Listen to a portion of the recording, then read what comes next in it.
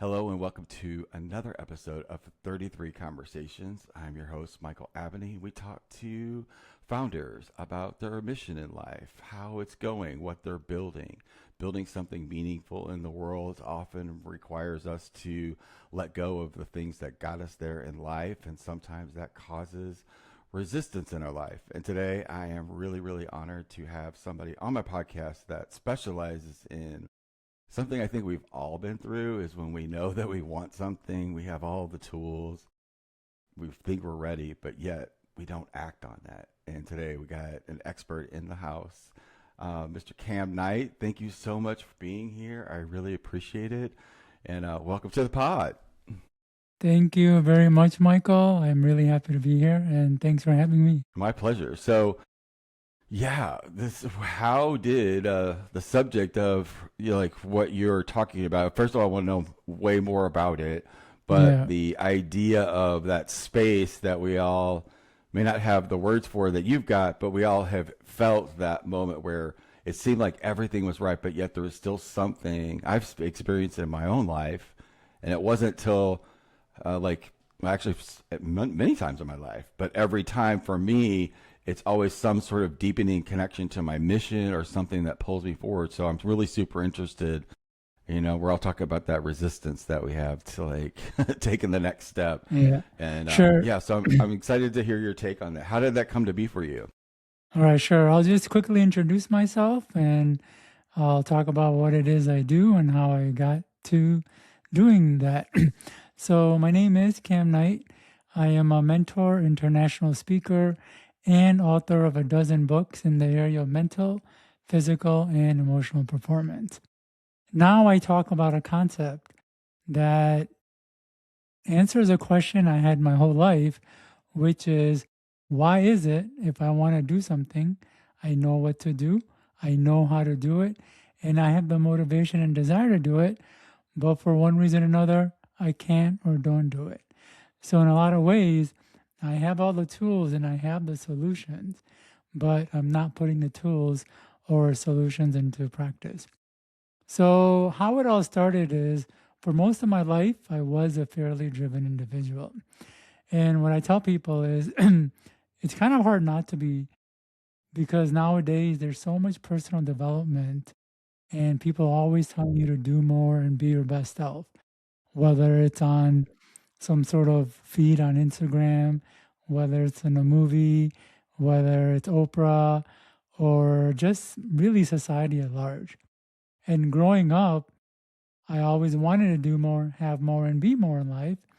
And although I had my fair share of success, in a lot of ways, I felt like I fell short, missed the mark, or the success was much more difficult and stressful than it had to be. And I Yeah. wondered why that was. Like I said, why is it if I know what to do and I have the solutions, for some reason or other, I can't do it? And unfortunately, at the time, there were no clear answers. The best answer I came across was related to beliefs, that you need to have positive beliefs, or that you may have limiting beliefs, or that you need motivation and discipline. And I Hmm. think they are important piece of the puzzle, though I think they're a much smaller piece than people realize. And unfortunately, that question lingered in my mind for the last 15 to 20 years. Every time I felt stuck, I wondered why. Why can't I get stuff done? Why do I keep spinning my wheels? Why don't I just do this dang thing so I can get the result that I want? And then, Exactly. yeah. So the Hmm. more books I read, the more coaching I did, the more seminars I attended, the more I learned about the complexity of the human brain and human behavior. And over time, I had this epiphany. And I remember when it happened exactly. I was at a Brendan Burchard seminar, and he had a speaker talking about identity and how if you don't do, or if what you're doing is not in line with your identity, your brain will prevent progress. And based on that and everything I'd heard prior, I was like, oh my gosh, there's a part of our mind designed to hold us back. there's a part of our brain built to keep us from growing and making progress. And I call this part resistance, and is this brick wall that we hit anytime that we want to do something, but we can't, no matter how much we want to do it. So that's my story, and I'm sticking with it. Well, you should stick with it. That's actually true. Like the $1 million question. So like that actually did that happened to me when my dad passed away. My everything that I thought I was like it went away, and I spent 30 years fixing myself, realizing there was nothing wrong. Like the whole thing collapsed. It was Yeah. scary, but at the same time, I was aware enough that I knew that I could create what I wanted my identity to be, not what the past had told me to be about it. So mine happened by force. I mean, well, the force of nature, like just life happening, but all of it culminated in that moment to cause that break. I literally wrote a book about it called Identity is Fluid. So I 1,000% know exactly what you're talking about. But Yeah. how did you break that? What was the question or code that you broke that for yourself without having an external event? Or did you have an external event that popped that open for you? Yeah. So what's really important to understand with resistance, it's not just identity related. So identity is one piece of it. And the way resistance works is we have one part of the brain that creates wants and another part that gives us the green light to act on that want. So this is really important. One part actually is responsible for creating wants and desires, and it's more or less creating endless wants one after another.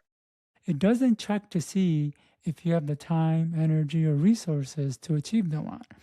It simply creates wants. And in many ways, it was never meant to do anything more than that. And so, in a lot of ways, it's really just out there creating endless wants one after another without any sort of restraint or checking to see if we have the time, energy, resources, or if it's safe or worth doing. And then we have another part of the brain that evaluates the want to make sure that we have the time, energy, resources, and all of that to do it. And so anytime we have a want and desire, this part of the brain, which I call resistance, analyzes a want using a whole host of criterias. And if that desire is not in line with any of the criterias, it will prevent action. So it really helps to think about standing before a panel of judges or board of directors. Every time a desire comes up, it goes through all of them. And if even one of the members is against the idea, it won't pass. So, what's really important to understand about resistance is that it is possible for a person's brain, one brain, to both create a desire for something and at the same time keep us from going after it. And so, a lot of times when people experience this tug of war, where they're wondering if they should do this and then saying maybe not, or they're deciding between two different things, it's really because of this. There's one part of the brain that's creating want, and another part is saying no. And what's even more important to understand is that the identity piece is really one criteria that the brain evaluates. There's other things that go on as well. It could really be related to beliefs, as I mentioned when I first got into this. The biggest reason for what was holding us back that was being talked about had to do with limiting beliefs. And again, there's more to it than just beliefs and identities. It can go into a whole host of criterias. And in my work, I found there's at least a good 25 to 30 criterias, which deal with authority issues, self image, how peers from our past may think or perceive us. It goes into demographics, even inner child, and all of that. And so, if we're just talking in terms of identity, yes, if we're trying to do something that goes against our identity, resistance will arise. And if our identity gets pulled from under us, then it's hard to do anything because the brain doesn't really know what our identity is. It doesn't know what we should be doing or what we should not be doing. And yes, I did confront this identity thing a couple times. And oftentimes I do get asked, does one ever get over the resistance completely? And I say no, because every time we grow or we want to do something new and different, resistance will rise. And because there are different criterias, we hit up against those criterias. So when we're doing one thing, let's say when we're going through school or college, we hit up certain criteria of our resistance. But then when we graduate or when we're shifting our career, or maybe we want to become a writer or an author, then we hit up other um, causes of resistance. And so when I was thinking about becoming an author and writing and wanting to publish a book, I hit up one of the resistance related to identity, because being a writer wasn't my identity. My identity was being an accountant, the numbers person, and writing and words was a whole different realm. And so it took much longer and much harder than it needed to be to write my first book and get it out there, because resistance was showing up. And why was it showing up? There was many reasons, but one of them had to do with the fact that I was hitting up against my identity. I hope that makes sense. Well, it does make sense. Um, I have a question. So, is have you figured a way out of it, or Oh, you figured a way to be with it, or what? So that's obviously a problem, right? So what is how is your research or your what you've got provide a solution, or what is the okay. solution? Yeah. So this is a question that helps I ask a little bit later down the road so we can understand resistance a little more. And the first thing I would say is, when it comes to overcoming resistance, we need to work on the cause of the resistance. And a lot of times people are using cookie cutter solutions, or we'll hear a tip and technique that says it'll help us move past this block or help us take action and overcome procrastination. And it works for some people, and oftentimes it doesn't work for a lot of people. And that's because it is addressing a specific resistance. And for a person who has that resistance, it ends up working for them and they can move forward. And then oftentimes we'll see that person using a tip or technique. And then when we try it and it doesn't work, we feel a little discouraged because we see it working for someone else, but it's Totally. not. And the reason likely doesn't work for us is, one, it's likely not the same resistance that we have. Or if it is the same Hmm. resistance, we might have a couple other layers of resistance that we need to address before we can actually have progress. And so a lot of times people kind It's like of a ask me for, minefield. yeah, yeah.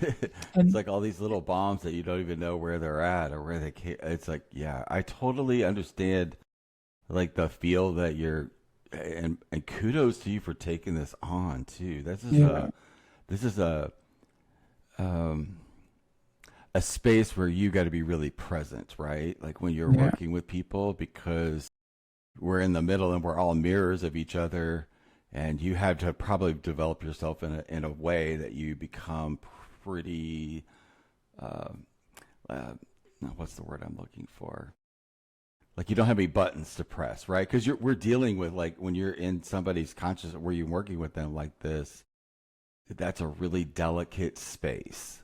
I'll put it like there's, that, because I've done it it's for 30 very, years, so I understand exactly what you're talking about. It's it's a it's there's no defense mechanism there. It is what it is. Um, how did that happen? I know that that's a hard thing to master. So like yeah. where did that come from in So I you? think one of the reasons I've gotten so good at the topic of resistance is because I've had a lot of resistance in my life that I've had to work through. And like I said, I wanted to do something and I would feel stuck and I'd wonder why. and I'd go learn something or try something. And a lot of stuff worked, but because I had so many layers, I had to work through so many layers. And because I had to work through so many layers, I Mm-hmm. realized the depth of the the complex nature that the brain creates in terms of deciding what we can or what we can't do. So in the beginning, I did have a Yeah. lot of limiting beliefs. And what's interesting about beliefs isn't just about what you think is possible, but what you think is possible for you. So you might think something is possible to do or it's possible to have success with. Like yes, Yeah. it's possible to write a book and publish it and be successful. But then when you go to write it, you may have a deep down underlying core belief. It's so core you don't notice it that doesn't believe it's possible for you. So as you start writing, this deep down feeling that doesn't believe it's possible starts to create roadblocks and makes things harder than it is. So then I had to work through my own beliefs. And then as I'm making progress, I am moving out of my comfort zone. And the brain doesn't like when we move out of our comfort zone. They talk about I comfort hate zone it. being a zone of comfort, but it's really not a zone of comfort. It's actually a zone of familiar. And that's because majority of our comfort zones aren't actually comfortable. They're actually painful and often annoying. But we stay in them because part of the brain knows what we can do and expect, and it's okay with that, even though it's painful. And anytime we do anything, especially something new, we're going to move out of the comfort zone. And then a part, yeah, the warning starts going off to resistance, like, oh, we're moving out of that. So then I work through that. And then there is also another reason for resistance has to do with self image. So a lot of people have created a self image of themselves where they see themselves as cool, smart, tech savvy, or that they have this great story or they're this great artist and musician. But they'll Mm-hmm. rarely apply themselves or put themselves out there because if they experience difficulty, then they have to face the fact that they're not this great self image they created for themselves. So I was dealing with Yeah. that as well. I had this self image that I knew what I was talking about, or I had some answers and solutions, right? But then as I'm writing my book or wanting to talk about it, a part of my is starting to feel like, oh, wow, if people don't resonate or like what I have to say or it doesn't work, I have to face the fact that I'm not as smart or cool as I think I am. And so it's much Yeah. easier not to do the thing and hold on to that self image Mm-hmm. than to do it and prove myself wrong. So then there's another layer of why resistance would come up. And here's another Yeah. layer that doesn't get talked about, but a lot of times resistance to a task or activity, and we'll use a running example of writing a book, comes up not because of the task or activity, but what finishing or completing it would lead to or bring. So in the case of writing a book is already hard, but once you finish it, you experience That some bigger part. Yeah. challenges in one, Yeah. marketing it, and two, more importantly, receiving feedback and criticism. Because once your book is out there, you're going to receive feedback and criticism. So oftentimes, Yeah. if a person is sensitive to feedback and criticism, their brain will have them procrastinate and sabotage them on finishing the book now so they don't have to face something bigger later. And in this case, it's feedback and criticism. So that's another resistance I hit up again. And there are just layers too. One that doesn't get talked about, which I think would be really helpful for your audience to hear, has to do with authority issues. Authority issues relate to our unconsciously held attitudes toward authority figures such as parents, principals, priests, police officers, and even personal development coaches and mentors like ourselves. And so what happens is if a person is growing up where they're constantly being told what to do, what not to do, how to do it, and how not to do it, whether it's with parents, teachers, and other people, at a certain point, their brain gets fed up and doesn't want to listen to or do anything it's told. And even if we grow up and want to do those things, like it's going to be helpful for us and even healthy, our brain won't let us do it because the authority issue response kicks in. So I had that growing up. I had a lot of people in my life always telling me what to do. And at a certain point, I didn't want to listen to them. And in a way, I became kind of destructive because a lot of the things they were telling me was helpful and beneficial. And as I grew up and I wanted to do those things, including becoming successful, especially with this book, the authority response would come in and make things more difficult and harder for me. So that was another layer of resistance. So to circle back to your question of like, you know, how I got into this or how I dealt with it is because I had so many layers to work through and I got a lot of experience in, getting blocked every time I was taking the next step.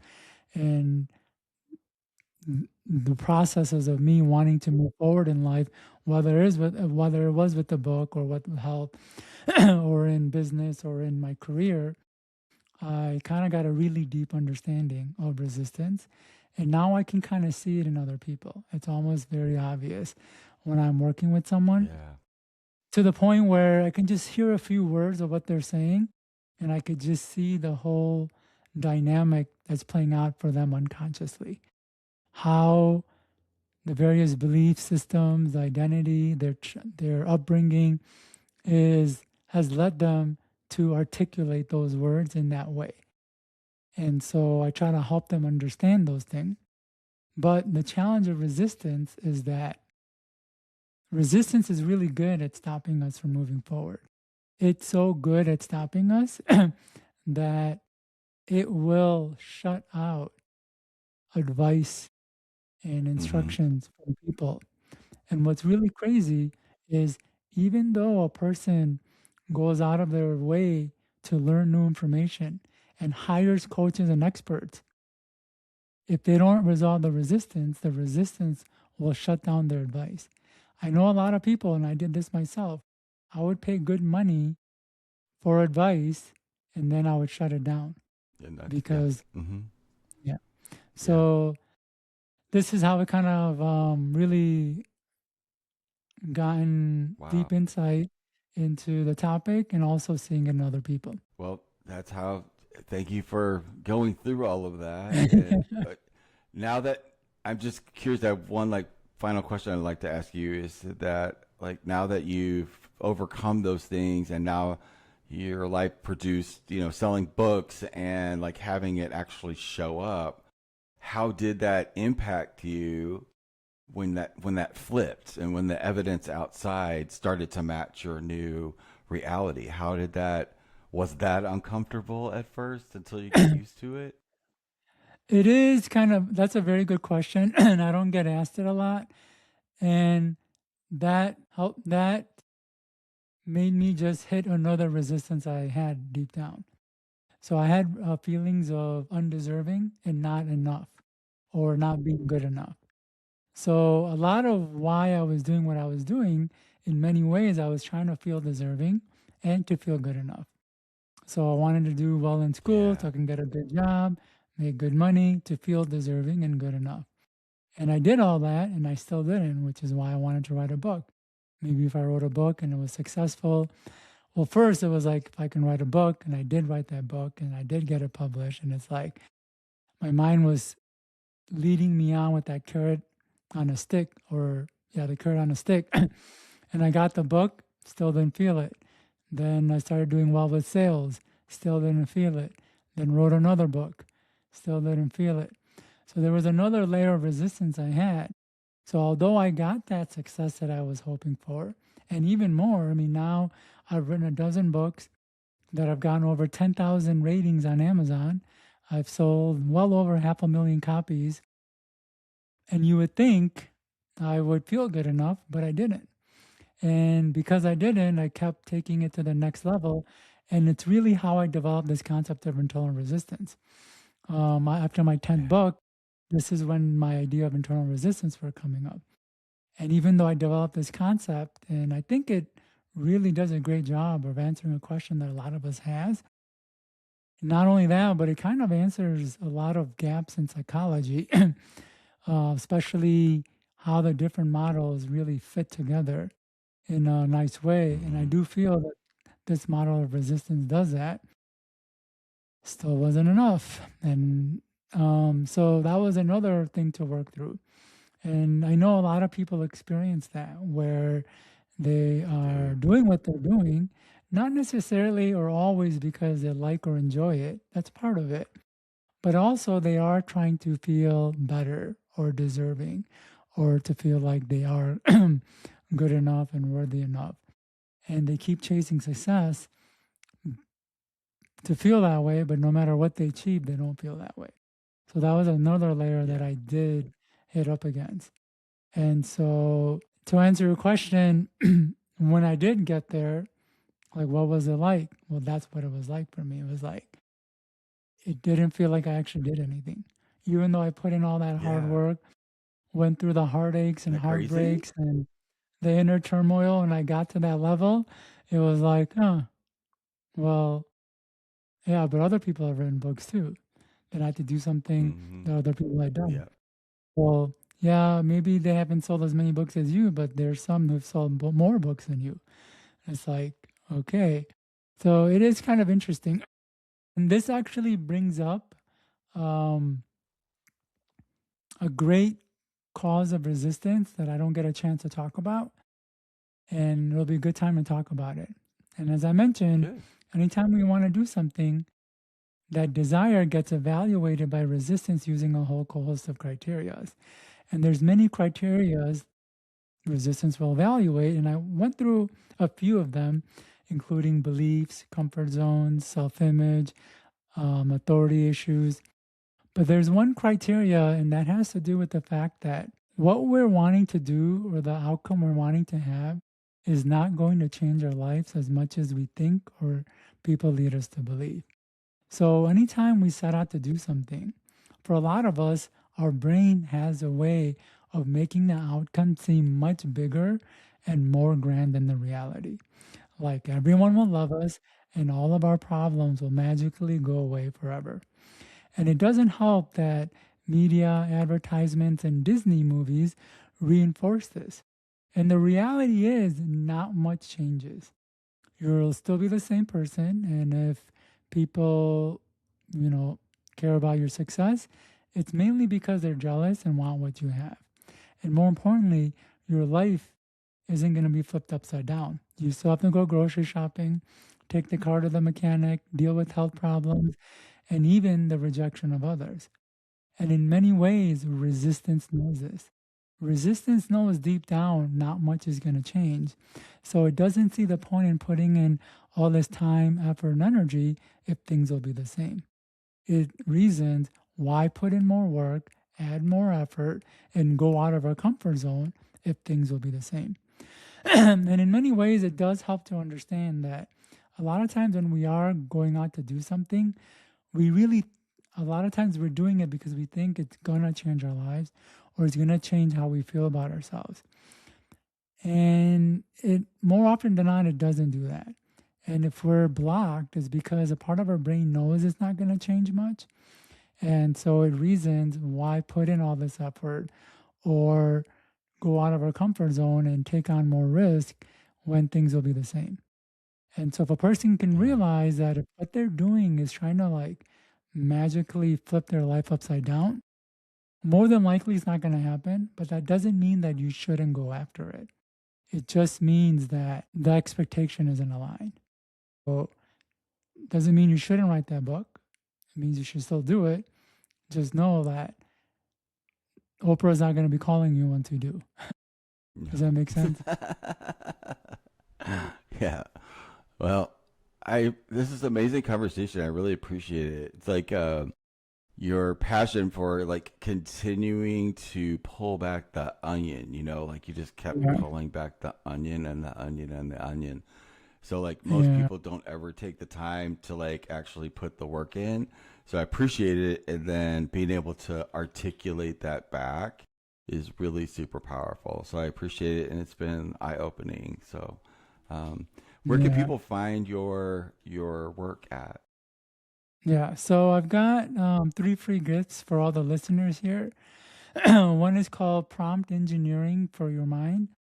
People don't Okay. realize that the original Chat GPT was your brain, and we can actually Mm-hmm. prompt it to not only give us solutions, but actually take action on those solutions. So it's an easy way to overcome resistance.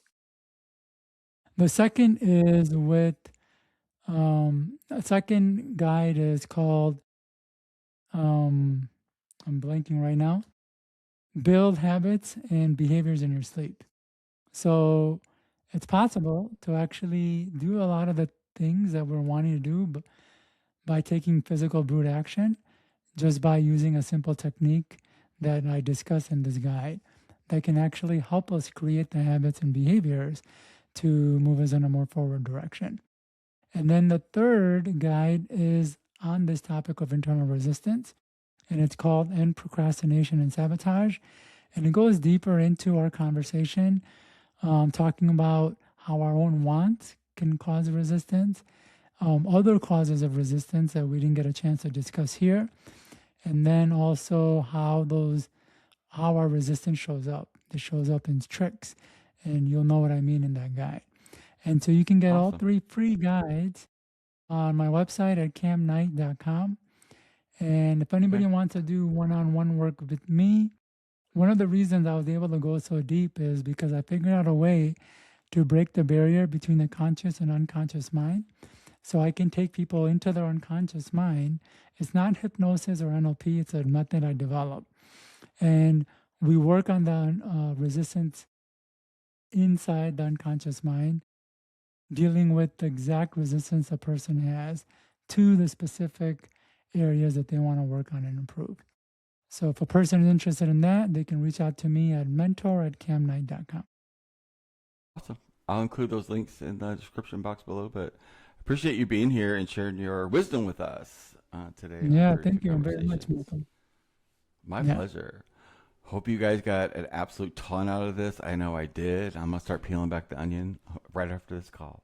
You guys got to have an amazing conversation with somebody you know, somebody you don't know. Just go have a conversation. Connect. We'll see you on the next one. Bye, guys.